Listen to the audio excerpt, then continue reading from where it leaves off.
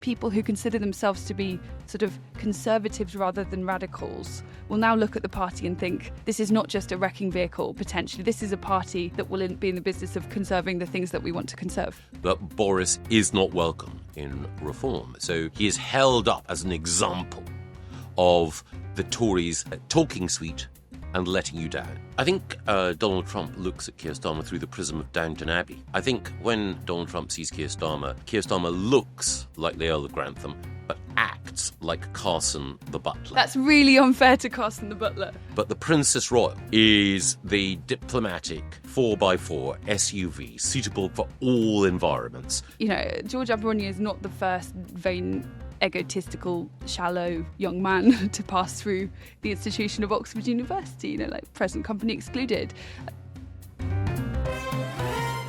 Hello and welcome to Quite Right, the Spectator's new podcast that searches for common sense and sanity in a world that feels increasingly devoid of both. I'm Madeleine Grant, assistant editor at The Spectator. And I'm Michael Gove, editor of The Spectator. This week there's been another defection to reform, but qualitatively different from any that we've seen before.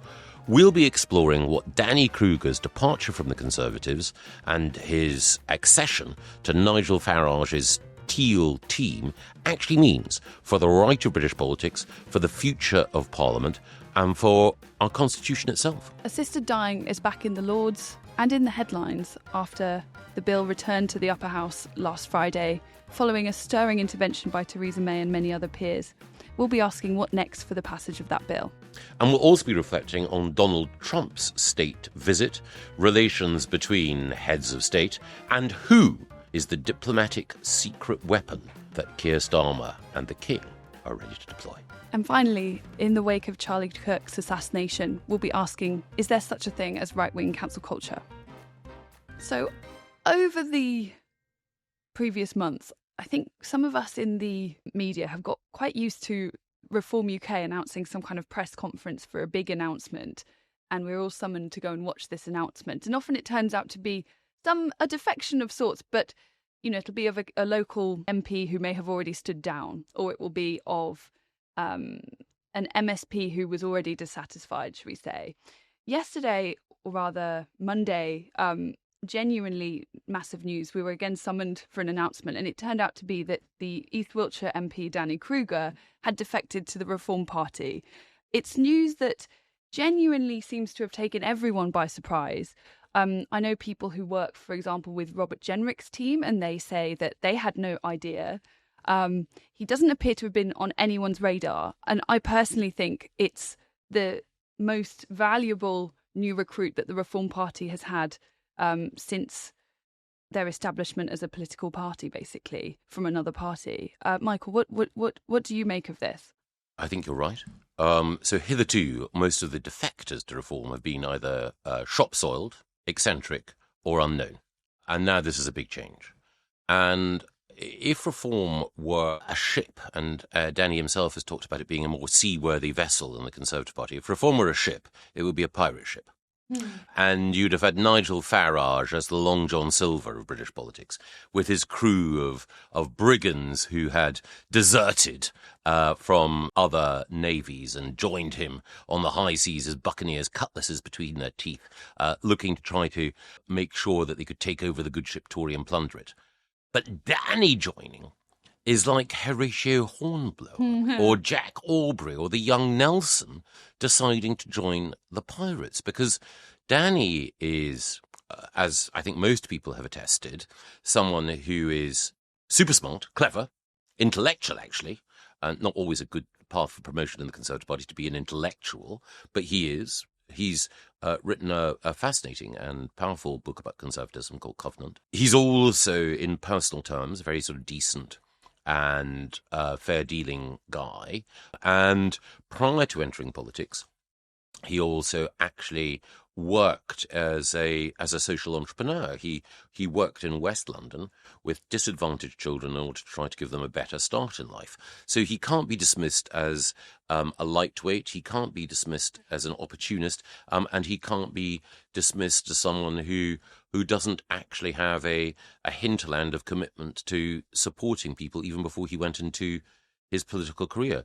That's why it is pains me to acknowledge it, such a coup for reform and also so painful for the Tories. Yes, he put it very bluntly in his speech on Monday. He didn't name Kemi Badenoch, but he was rather certainly very scathing about her leadership. He spoke of it being held in unsteady hands. Although, interestingly, in the question and answer session later, he declined to basically knife Kemi Badenoch further. He said it had a lot to do with, not with her leadership per se, but with the divided nature of the Conservative Party as a whole. I also think that what's really significant about this one is that reform was, I think, deeply popular, but people closer to government feared perhaps that they lacked the experience and the insights into the system, a system that, should they come into power, there will be many mobilising to try and prevent them from implementing the policy manifesto they wish to. Danny Kruger is an experienced minister and also, I think, crucially, a seasoned and highly regarded parliamentarian. Following Rupert Lowe's fallout with Nigel Farage and his ejection from the Reform Party, they had basically lost their single most industrious MP who'd contributed almost half of all of their parliamentary activity, I think, definitely half of their written questions, or near half. And actually, on the whole, Nigel Farage is, he's a fantastic campaigner, but he's often away from Parliament. So I think this is interesting because at a stroke, Danny Kruger will become their most prominent parliamentarian, and it gives them a real heft. And certainly I would probably put myself in this category. People who consider themselves to be sort of conservatives rather than radicals will now look at the party and think, this is not just a wrecking vehicle, potentially. This is a party that will be in the business of conserving the things that we want to conserve. It is definitely the case that Danny Kruger has both parliamentary experience and also authority in a way that no one else currently in reform, albeit that they've only got 4 MPs or 5 now with Danny, has. He's been appointed in order to supervise the preparations for government that reform are making. And here, though, I think he does have a very big and potentially fraught task. So Danny was my PPS when I was in government. He was on the ministerial payroll, as it were, so he had to vote with the government, but he wasn't exercising executive authority. He was my sort of aide, supporter, parliamentary eyes and ears and counsel, not quite father confessor, but, advisor. Yes. He was great in that role, but he could sometimes be a little bit idealistic, impatient in a good way, but also not always clear about what was required. Sort of romantic sensibility almost. Exactly. When it came to the grit of government.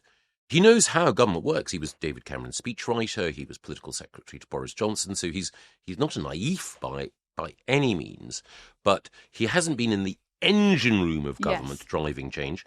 And also reform itself has very few other people who got that direct experience of government. Yes, there are ex-ministers like Nadine and Jake Berry, but none who've been really in the heart of delivering change over a sustained period of time. And also the level of expectation that reform voters have about what a reform government might do is sky high and only growing. I've been struck by the actually quite surprising profile of some of those that the Reform Party have taken so far. I would say, for example, there's been a general trend where the people who have moved have often been people who are very closely aligned with Boris Johnson, people like Andrew Jenkins, Nadine Dorries, Jake Berry, some of whom were already out of politics or had already lost their seat. Obviously, that's very different to the situation with Danny Kruger. And I wondered almost if it was wise of reform to be taking so many ex-Borisites, given that the Boris wave is probably the number one thing that could mean that the Conservative Party will never exist again as a potent force in politics. I mean, we can't say that for certain now. It could happen, and that will be on the Boris wave, I think. Like, I'm very surprised that someone like Andrew Jenkins, for example, who was sort of number one Boris loyalist, was seen as such a canny hire for reform. But yeah, Danny Kruger is orders of magnitude different. I think reform at one stage were keen to attract almost any, not quite any, but almost any Conservative defector who'd been an MP, because it showed a sense of forward momentum that opinion was ebbing away from the Conservatives and towards them. I think the threshold for defection has gone up. And Zia Youssef has made it clear that there is a time limit. He hasn't specified exactly when midnight will strike, and when any sort of reform Cinderellas will find that the carriage taking them into reform will disappear. But he has been clear that there is a time limit, and also Zia Youssef has been clear, exactly as you say, that Boris is not welcome in reform. So when Nadine defected, and that was certainly a big moment, and no one can deny that she has a following, and she draws attention whenever she makes an intervention in politics. She blotted a copybook in Reform Eyes a couple of days later by saying Reform should fuse with Boris. And while that might be a popular view amongst some Conservatives, it's very unpopular with Reform headquarters, because exactly as you say, Boris is held, whatever the objective truth, to be guilty for the Boris wave, the huge levels of migration that occurred in the latter years of the Conservative government. And so therefore, he is held up as an example of the Tories talking sweet and letting you down. And it's personal for the Reform leadership as well, because under the earlier guise of the Brexit Party, they stood down in the 2019 election to smooth Boris's path to power, and they felt that they got nothing in return. So Borisites, yes. Boris, no. But as you say, with Danny joining, the bar's been set higher. It's almost as though Reform are saying, well, we may have been the boyfriend or girlfriend in the corner who would welcome the attentions of almost anyone on the dance floor. But now that we're the hottest girl in the year and everyone wants to dance exactly. with us. But now we've got Danny Kruger, not Danny from Saturday Night Fever, but Danny Kruger. Hey, imagine Danny Kruger. Well, not a natural casting, I would say. No. But now that Night Fever, now that we've got Danny, we can afford to be a bit more choosy, dear. And that, I think, will sharpen some minds amongst other potential defectors. Because, of course, I remember I was chief whip when Douglas Carswell defected and Mark Reckless defected from the Conservative Party to UKIP and joined Nigel Farage almost a decade ago. And I know that when a defection occurs in a parliamentary party, it's not just the question of we're sorry to lose X or good riddance, depending on your point of view. It's also who's next. Yeah. Well, you mentioned Mark Reckless and Douglas Carswell. One, I think, unique quality about those two defections is that both men did the honourable thing and had a by-election after they had defected, so that people had the choice of whether they had a UKIP member of parliament or a Conservative. In both cases, the public went for their constituents, voted them back in. That has not happened since Reckless Carswell days. When was that? 2014. Ever since, the precedent has been that if you defect, you just sit there regardless of what your constituents want. Now, some of the defections that happened around the time just before the last general election, I kind of understood, because there was going to be a general election not long after anyway. It's potentially another 4 years. Michael, do you think that we can now expect more defections? Is that now that Danny Kruger has gone? I know the bar is higher, you say, but do you think this could be a precursor to others, a sort of sinking ship feeling? Well, inevitably the focus will be on some of the people around Rob Jenrick. I don't think for a moment that Rob Jenrick would ever think of leaving the Conservative Party. But because Danny was Rob Jenrick's campaign manager, there will be questions about some of the other people who were very keen on Rob's run and who are very close to Danny. So in the House of Commons, there'll be a focus on people like my dear friend, Sir John Hayes. I don't think he would ever defect, but inevitably questions will be asked. And I recall when I was chief, which I mentioned before, taking Mark Reckless out to lunch when he was still a Conservative MP. He was Douglas Carswell's best mate in the House of Commons. Everyone thought he might defect. Over lunch, he assured me that he wouldn't. But then right at the end, when I offered to pay for lunch, he said, no, let's go Dutch. And I realised then that if he was going to stay in the Conservative Party, he would happily have had the chief whip pick up the tab for his steak and chips. And so the residual bit of honour in Mark Reckless's soul. Sorry, that's probably up. That's like something from Tinker Tailor. Exactly. Classic tale. So I imagine that the chief whip, the Conservative chief whip, Rebecca Harris, will probably be inviting those figures on the right, other people who were very ardent for Rob Jenrick, like Jack Rankin, the Windsor MP. It seems invidious to name them because it's sort of, it's like playing that horrid game. Which side would you have been on in past conflicts? And I'm sure if Jack's listening, he'll the Cavaliers. Exactly. Yes. He will call in as Sir John will to say absolutely not, no way. And again, the calculation judgment for some who are big Rob Jenrick supporters might be, well, maybe at some point in the future, Rob will be playing an even bigger role in the Conservative Party, so I should stay to be part of that project. Yes. But it does. The fact that Danny left, though, perhaps suggests that he doesn't think that's the case. He clearly feels that's it. It's done for the Conservative Party. So if I were a reform strategist, while I'd be cock-a-hoop about the defection, there'd be one other thing I'd worry about, which is that Danny was talking about reform being the vessel for conservatism and the successor to the Conservative Party. Part of reform's appeal is that it's not just the Conservative Party 2 or 3 or 4.0, that it has a populist edge that should appeal to people who've been non-voters and Labour voters. And is it a problem that so far there have been, that to my knowledge, has not been a high-profile Labourite that has defected? Or maybe I'm wrong, but I would have thought that, for example, someone like Lord Glasman would be a fantastic scalp if they could possibly entice him over. But I've seen him be asked about this, and he just says, no, I'm a man of the left. I am Labour to my bones. Kind of in the same way that someone like Jacob Rees-Mogg has been rumoured on the right. But again, he considers himself a Tory to his very bones. There is a tribalism on the left, perhaps, that makes it less likely that people will jump ship. At the moment, certainly. So lots of Labour voters are Reform voters or considerers. There are some people at local government level. When I was at the Reform conference, I was chatting to the guy who'd been the chair of Rochdale Labour Party, who's now a Reform activist. And indeed, there was someone who worked at the Spectator as an intern, who was a Labour councillor. Oh, well, that was the first tell. Exactly. Labour councillor who defected to Reform in Scotland. So it's not unknown, but it's been smaller so far.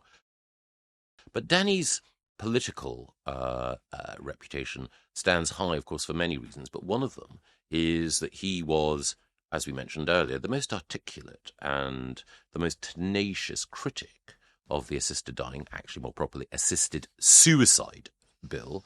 And that had its second reading in the House of Lords last Friday. I was there in the chamber for it, but Maddie, you were observing everything. What did you think of the debate? Well, it was interesting because there was a real contrast between the debate that I witnessed, and I follow it very closely because I'm adamantly opposed to assisted suicide, and I've been making sure to watch every minute of what I can in the House of Commons. The quality in the Lords was considerably higher. It really did. It was a day that reflected well on the upper chamber generally. I thought you have people with genuine expertise, people who've had very long careers. There was a 92-year-old retired surgeon called Lord McCall, who I hadn't heard of, but he gave a fantastic speech about some of the dangers. And he talked about the fact that he himself had previously worked with Dame Cicely Saunders, who was the founder of the hospice movement in Britain.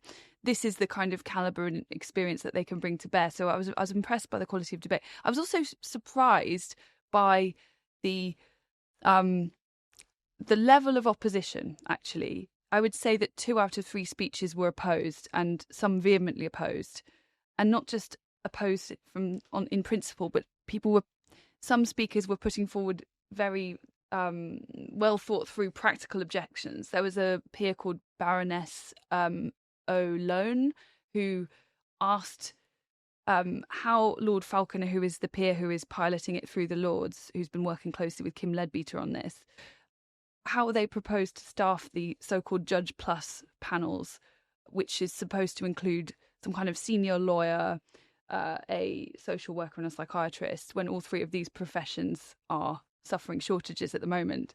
And if, as Lord Falconer predicts, 1% of all deaths will in the future be assisted, which I think is probably an understatement given in Canada it's 4.7, it's Netherlands it's 4.5%. But let's say it's 1%, and she said that would still require like over 10,000 days of their time. Like, how do you account for that? I think there were a huge number of very good speeches, and I was going to ask you about some of those speeches in a moment, Maddie, but one that struck me wasn't rhetorically dramatic, but it was powerfully effective, was from Simon Stevens, Lord Stevens of Birmingham, the former chief executive of the NHS. Simon was a contemporary of my university. He's a man of the left. But he was very clear that if you're going to make an argument about autonomy, you can say that the important thing is that people should be able to choose the manner and the time of their death. You can't make that argument when so many people are denied the choice of effective palliative care. And he ran through those problems. These were arguments that have also been made very effectively, one has to say, by Gordon Brown. And it was also the case that another man of the left, Lord Hunt of King's Heath, a former Labour health minister, made a similar point about the dangers and inappropriateness of it. So lots of people might have thought, oh, well, scepticism about this legislation tends to be amongst the small C It was Conservative. not partisan at all. No, you're absolutely right. This is why I say the unanimity was what really surprised me. I would say that the main proposition for it came from the kind of liberal quarters. Of course, there were many liberal peers in the House of Lords, and the Tory peer, Lord Roberts, Andrew Roberts, the sort of highly esteemed historian. He gave a very kind of Whiggish argument, which was basically invoking future generations and saying they will judge us if we don't vote for this. I would say that's much more of a liberal argument than a conservative argument. But actually, compared to some of the practical objections that were being raised, I felt that when the liberal peers raised talking in general principles about autonomy, it didn't, as you mentioned with with Lord Hunt and others, it didn't really survive contact with reality, because we're not talking from an ideal world. You can't have your kind of pie in the sky J.S. Mill discussion when what we're actually dealing with on the ground is a palliative care system that is currently inadequate, and also a world in which not everyone behaves decently. And I think both Conservatives and proper left-wingers understand that the state also has to protect individuals from the state and from other people sometimes, particularly the vulnerable. And that point, I think, was reinforced particularly powerfully by Rosa Monckton, Baroness Monckton of Dallington. She's obviously a mother to her daughter Domenica, who lives with Down syndrome. And she made the point about the double vulnerability that some people might face as a result of this legislation. Yes, she did. That was one of the most powerful speeches I saw. She was speaking about her personal experiences, but also in terms of the broad principles. She pointed out that the House of Commons, one of the amendments that they chose not to proceed with was one proposed by Damien Hinds that would actually prevent any adult with a learning disability from being proposed assisted dying if they hadn't raised it themselves, which to me seems like an entirely sensible, innocuous amendment. I cannot imagine why they didn't proceed with that, given what, as Rosa Monckton explains, her daughter's Down syndrome means that, you know, she's not suffering, she's not a victim. She can live an extremely good life, but her capacity for decision making is different to another adult because she's highly suggestible, and as with many people living with Down syndrome, has a natural inclination to try and follow what people in positions of authority are saying to her. And the dangers there are just very obvious and don't really need further explanation. She also said something that I found really quite terrifying, which is that the lobby group My Death, My Decision, which is one of these kind of slightly sinister organisations that has been petitioning members of both houses to support assisted suicide, put out a pamphlet that basically urged peers not to sanction anything that might lead family members to have what they call interference, which seems a very individualistic way of looking at a family, and particularly a world in which the vulnerable do need protection, but often have family members that help stand up for them and speak for them when they can't always defend themselves. We're living through very turbulent political times, and we'll look at those in a moment. But I do think it may be the case that when people look back on certainly this last year in Parliament, the things that they will note are that the biggest legislative changes have been to decriminalise abortion up to the moment of birth. I know that there are people on the left, like the podcaster Lewis Goodall, who said, "Oh, all this is just about sort of dealing with vulnerable women who face tough decisions." And of course, there are tough decisions, but you have to look at the letter of the law and you have to look at history. this Parliament, this House of Commons, in a short debate, in an amendment to other legislation, essentially said that it is perfectly legal to kill an unborn child right up to the moment of birth. There will be no criminal prosecution as a result of that. And at the same time, we're now on the verge of legislating for the state being able to license doctors to be killers without the protection that you identified earlier, that people like Rosa Monckton and Damien Hines, the Conservative MP, have argued for people with learning difficulties. It's remarkable, to my mind, that a party of the left should have as its biggest set of legislative achievements in its first year, making it easier to kill vulnerable people. And the way in which they went about these things is very significant, to my mind. Tacking on something of that moral and ethical magnitude as a kind of afterthought to a bigger piece of legislation, which is how they did the abortion change that you're talking about. It was via an amendment, lacking any kind of big public debate about something like that. You know, when abortion came through in the 1960s, yes, it came through a private member's bill, but there was a significant public debate around that, whereas this took everyone by surprise. Only the people who've been following the issue really closely even knew it was happening.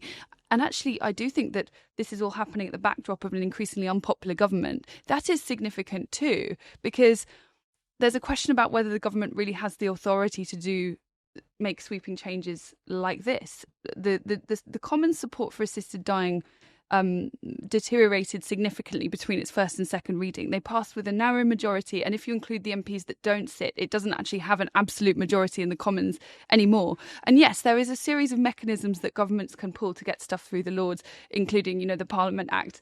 But there's been a sense that, firstly, that well, actually, I think the fox hunting debate slightly changed that. But there had been a convention that you would only use this to do big economic things, passing budgets and so forth. But, if the Lords are saying this isn't fixable, there is actually no compulsion for them to pass something that was done via a private member's bill structure.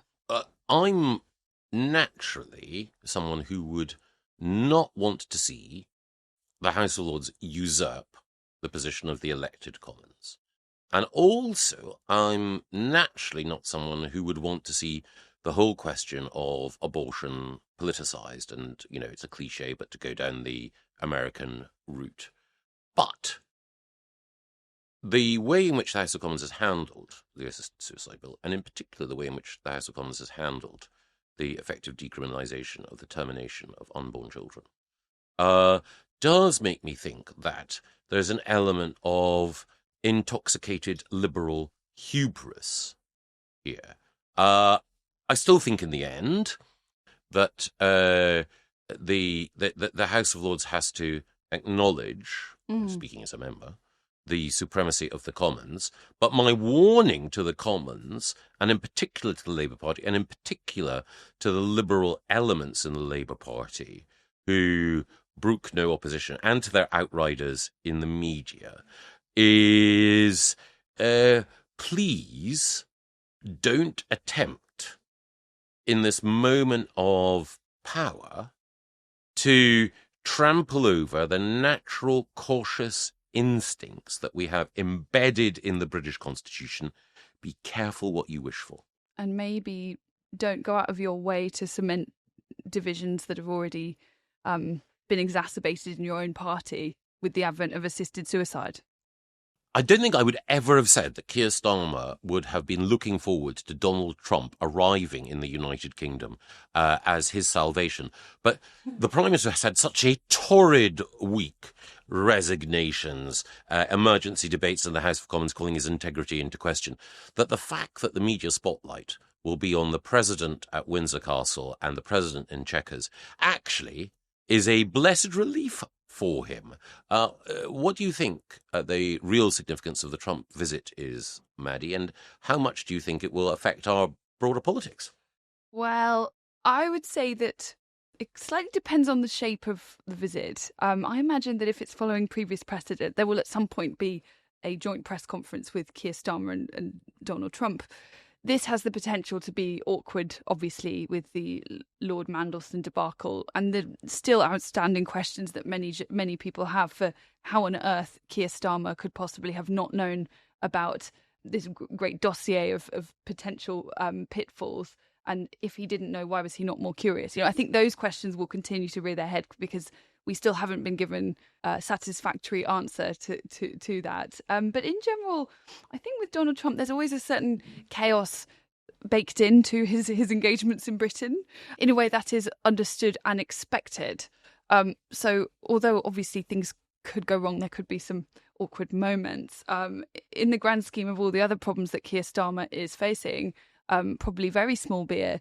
And also, frankly, I don't fully understand it myself, and I'm not sure anyone does, but Keir Starmer does appear to be quite popular with Donald Trump. I'm not exactly sure why this is. It could just be that Trump likes winners and Starmer has a big majority and a fit wife, which I honestly think is part of the reason. He always talks about how much he loves Victoria Starmer. It could be a nice distraction, and he wouldn't be the first British Prime Minister to enjoy the distraction of foreign politics while things are going badly for him at home. I think Donald Trump looks at Keir Starmer through the prism of Downton Abbey, which, of course, is hugely popular in the United States.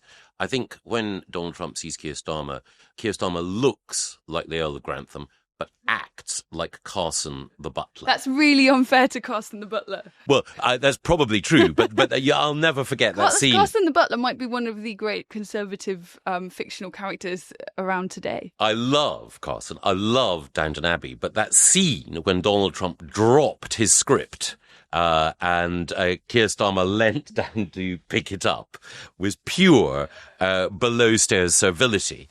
Probably actually, even though it may have looked humiliating, a wise move in terms of relationship with Donald Trump. I mean, this, of course, provokes the question, who is the Lady Mary in the whole relationship? But zooming out, from Starmer's point of view, what he will want is people to focus attention on the tech deal that is supposed to be at the heart of this, with Sam Altman of the AI world and various other figures there at Windsor Castle, and also the inevitable choreography of the visit will draw attention away from other things he hopes. But it's the President of America here, when the biggest scandal that he is still wrestling with is the fallout from the resignation of our ambassador to America. So Peter Mandelson is the ghost at the feast, and the ghost with an agenda. Yeah, but this, in a way, is quite helpful to Starmer because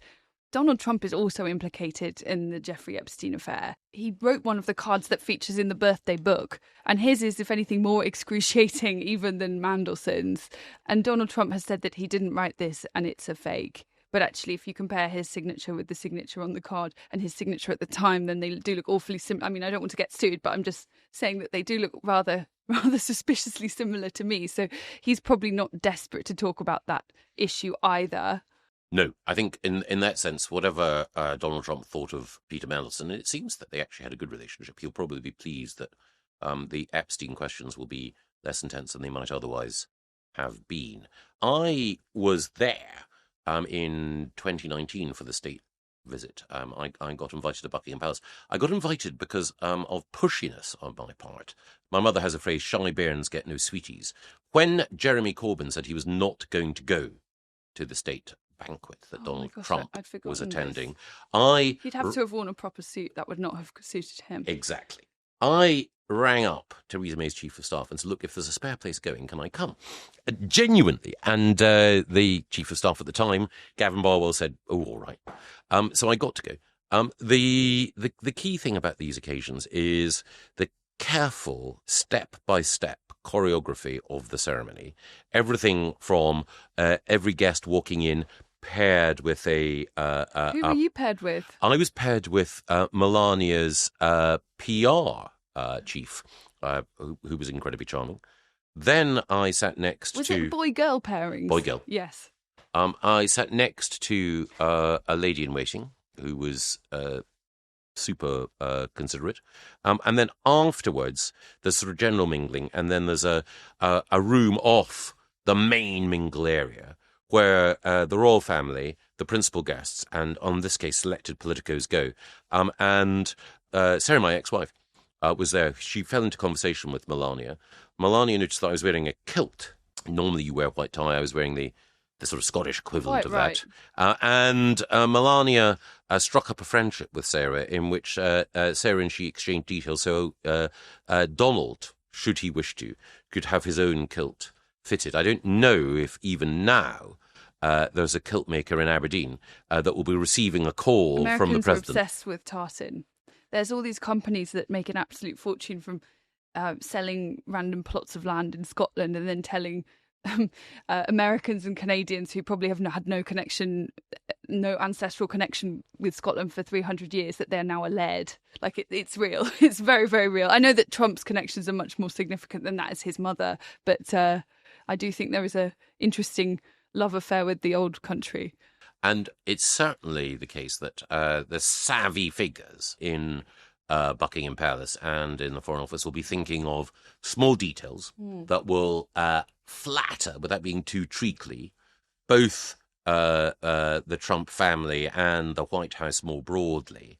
And though there were small things, including the diplomatic secret weapon that we have, which is the Princess Royal. Yes. In particular. Oh, the Princess Royal. So, there are a few people who are more, ardent in their love of the King and the Queen than me, but the Princess Royal is the diplomatic 4x4 SUV suitable for all environments. So whether it's opening an aluminium factory in Kidderminster or dealing gracefully with the Trump family, it is the Princess Royal who does the business. And so 75 this year, there'll be a variety of toasts at Windsor Castle, but we should, I think, all collectively as a country raise a glass to Princess Anne for what she does. I suppose if there is Lady Mary is a figure of intrigue in Downton Abbey, but she's also the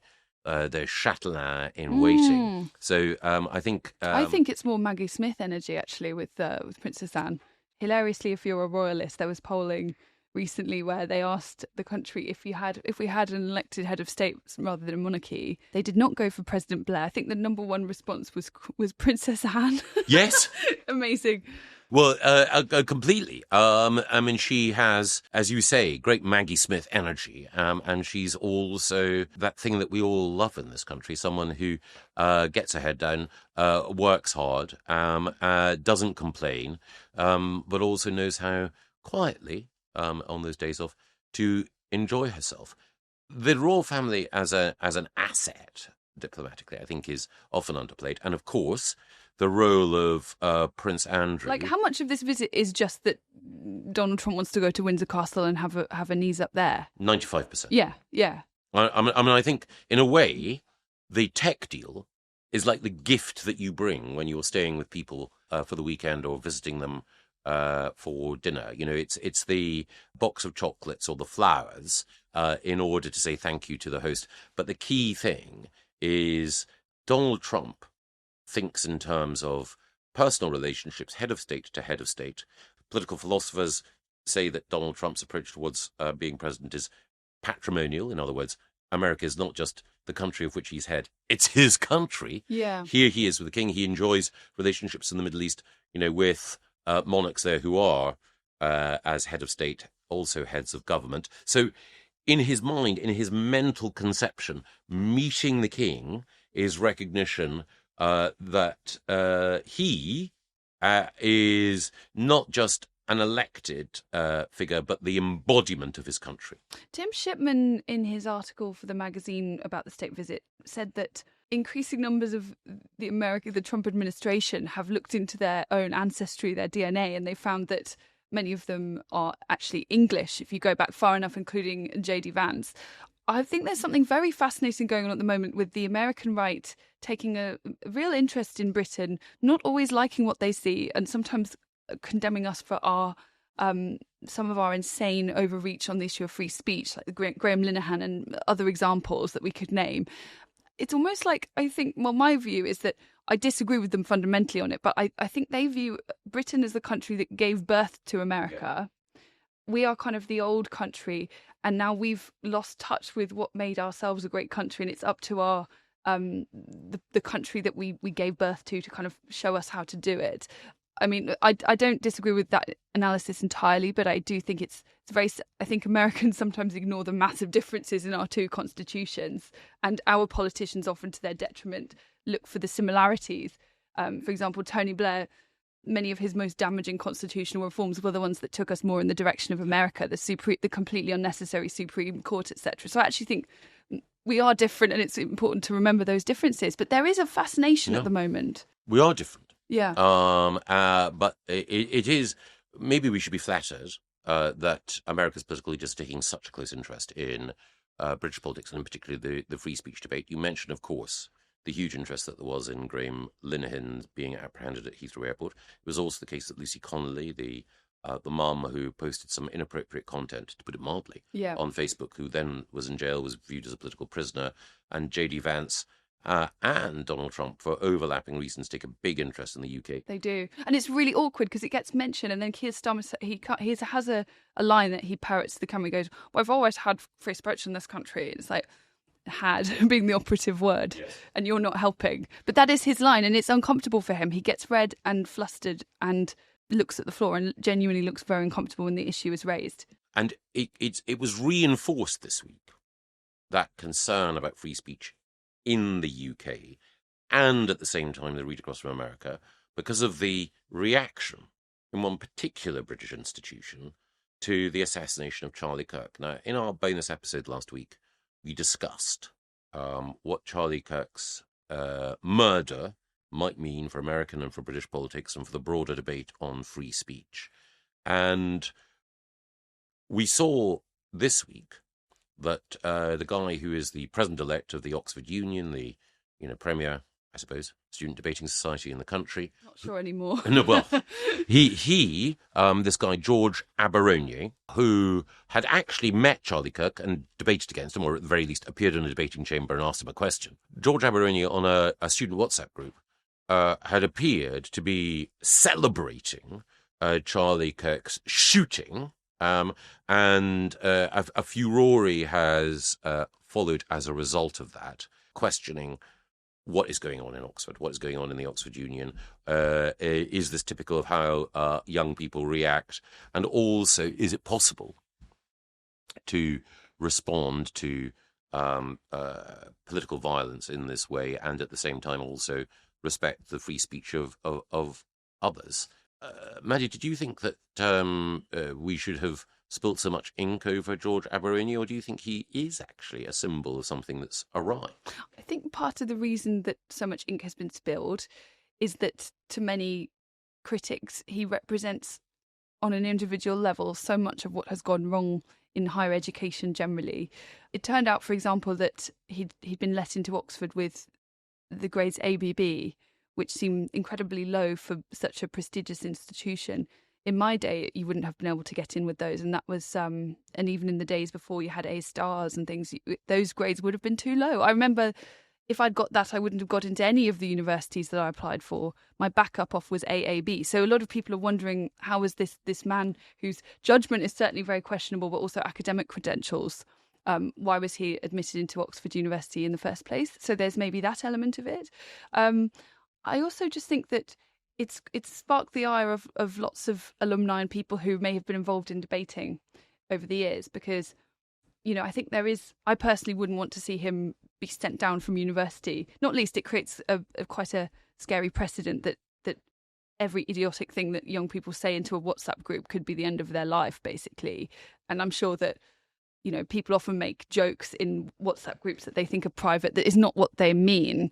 Part of the problem is that George Abaraonye followed it up with a non-apology that didn't at all seem to grapple with why people were so upset. The idea that you can debate against someone and literally meet them and look into the whites of their eyes and maybe have small talk with them, and then only a few months later celebrating their death because they have a view that you disagree with, quite apart from anything else, that creates a massive problem for the Oxford Union, because now a lot of right-wing speakers probably lots of American speakers, left or right wing, will now not want to speak there because this failure to discipline him or eject him as president-elect will mean that, the Oxford Union has become synonymous with his view.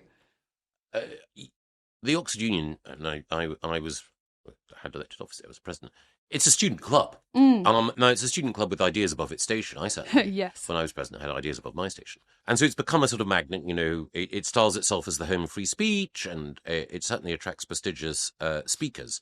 But if you're going to do that, if you're going to take yourself more seriously than most student clubs do, then there is a responsibility that comes with that. So you cannot simultaneously say, hey, guys, 20-year-old spitballing, don't take it too seriously. And then the next moment say, come to our white tie institution, which is the home of free speech. Personally, I wish George Abaraonye well. I'm sure he will have a brilliant career ahead of him in HR or, playing a key role as a non-executive director in a renewables company or something.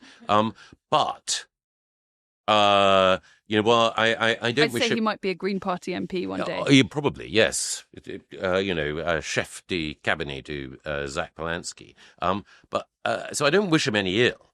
But it does speak to a problem. And over the summer, I read a novel by a recent Oxford graduate called Thomas Pierre Mohammed Lambert called Shibboleth, which is supposed to be a satire of identity politics amongst contemporary students. It's set in Oxford.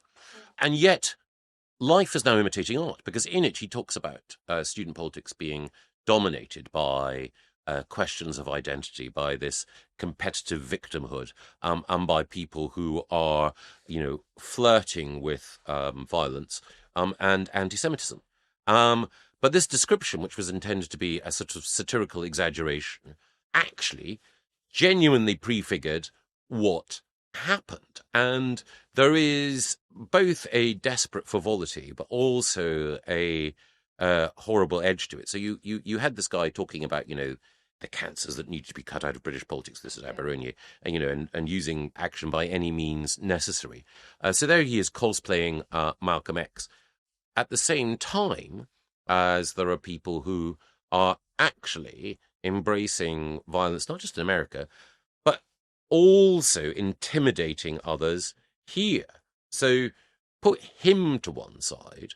I think there is a question about the climate that we create for debate. Yes, I think also it's important to say it's not just George Abaraonye. I think particularly obvious example, and there's a sort of performative contempt that he exudes in his debates. If there's a video of him debating Charlie Kirk in which he'd turn up wearing like trackies and like, I don't know, Crocs or something equivalent, showing a real performative contempt for the institution and for the university around him. But it's important to note, I think, that what he's doing is what is considered fashionable, what a large number of people consider to be fashionable, what is right, and that is the glorification of political violence. Like, George Abaraonye is not the first vain, egotistical, shallow young man to pass through the institution of Oxford University, like present company excluded. And there have often been like vogues of stupid behaviour being valued. In the 19th century, it was like greenery yallery and prancing around with Oscar Wilde. In the 20s, it was that sort of bridesheady people vomiting out of their rooms and roughing up people's bedrooms and all that kind of stuff. In the 60s, it was perhaps more about being earnest and the age of Aquarius and the CND. And then in the 80s, it was more that kind of loads of money thing. So there are these vogues of behaviour that I'm sure people involved at the time would look back and think, that's embarrassing, I wish I hadn't done that. But this glorification of political violence is quite a new thing. It's interesting how in the apology that he gave, he sort of tried to invert it and turn himself into the victim, like this total rejection of any sort of responsibility or moral duty to just, behave as a sort of decent human being. Completely. And we touched on it last week, but in some of the reaction to the Charlie Kirk thing, there was a lot of buttery.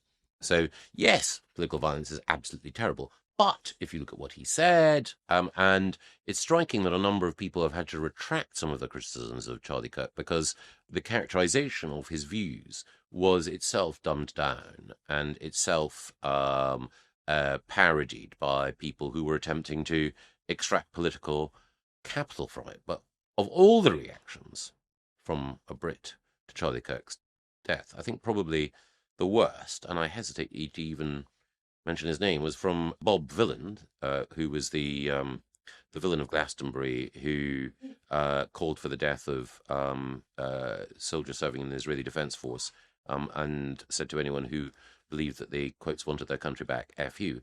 There he was in the Netherlands at a concert, glorying, genuinely glorying, in the killing of Charlie Kirk. He subsequently said, "Oh, I wasn't celebrating it." But anyone who watches that footage, and I would urge people not to, but anyone who watches that footage will see that the language that he uses is clearly exultant.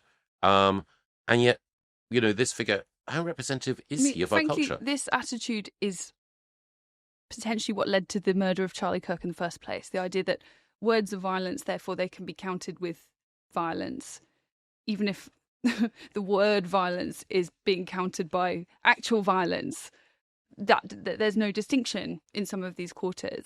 I just wonder, firstly, how did our universities become the petri dish for this glorification of violence? But also, what hope is there for, the Oxford Union is an institution that has fallen very far already. When I was a student, it was already a place where you didn't get actually. The debating happened completely separately to the elections and the people running in them. It was mostly actually not even people that one day wanted to go into politics, although they were very attracted to the trappings of power.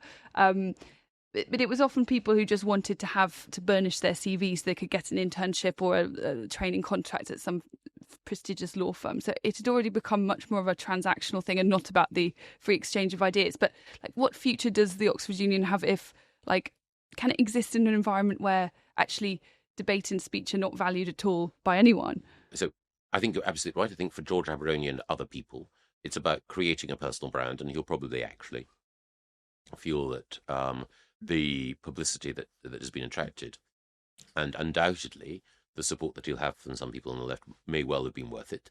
Secondly, he's doing what so many on the left do, which is taking a prestigious institution that has been built up over years, that has small c conservative or small l liberal values embedded in it, and extracting them for his own benefit. So you have a culture of debate which is built on civility. You trash it, but because you're trashing something that is really special, you attract that attention and you gain. So, it is a form of pillaging what others have built.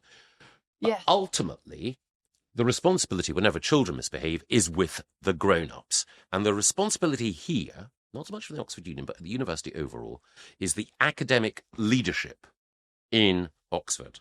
I talked at the weekend to a friend who's an academic at Oxford now, and he was scathing about the cowardice that has been shown by academics in the face of the political correctness, wokery, political activism that is going on. You mentioned the whole question of whether or not George Abaraonye's academic qualifications would have, in other circumstances, secured him a place at Oxford. We can't know. No. But more broadly, there are whole things like a movement away from rigour, not just in entry, but in examination at Oxford, a movement away from upholding proper learning and challenging some of this identity politics nonsense. There are people like Nigel Biggar who have tried to do that, who have been either cold-shouldered or abandoned by other academics. So my strong feeling is students come and go at the Oxford Union. George Abaraonye is an individual who's an opportunist. The real problem is the quality of academic and institutional leadership in our principal universities, and the people to blame are the senior tutors, the admissions tutors, the heads of house, the principals, and so on at Oxford University. And don't forget the admin staff. There's been a massive administrative bloat at most colleges, and this is often a cast of a sort of a group of people whose job is not actually that clear. The universities were able to survive perfectly well without these lanyard people at every college that uphold these rules. But it is having a chilling effect on what academics feel that they can say. I also think a big problem, and I do blame the Conservative Party for this, is that with the, obviously the fees were brought in by Tony Blair, but then trebled under the Conservative government. And I think that this has led to a feeling of the student as a consumer rather than someone that is there to learn and sometimes needs to be put back in their box and challenged and confronted with difficult ideas. Instead, there's this feeling of entitlement that has come with the advent of the fee-paying student. As with so many institutions, a combination of the purest market libertarian right and the anti-tradition, subversive, identitarian liberal left together, the greed heads and the woke heads have undermined the institution. I remember a few years ago visiting an Oxford college and talking to the person who was the principal of the college at the time. And I said, because I was going to talk about Brexit, and I knew I'd face a hostile audience as a Brexiteer. I said, "Do you think anyone, any of the team in the college actually voted for Brexit?" And he said, "Oh yeah, no, definitely a few did." And he paused for a second. He said, "I know that some of the college servants and catering staff did."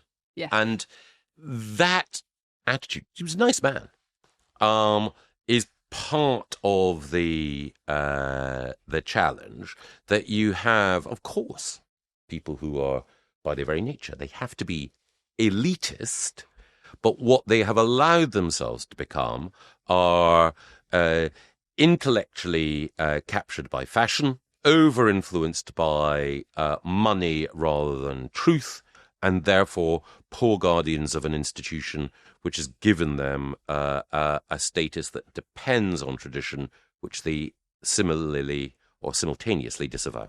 Michael, I'm sure this is an issue to which we will be returning many times over the coming months because the situation is not changing and it's certainly not going to go away. I'm Madeleine Grant. And I'm Michael Gove. Join us next week for another episode of Quite Right, and do subscribe to us wherever you get your podcasts.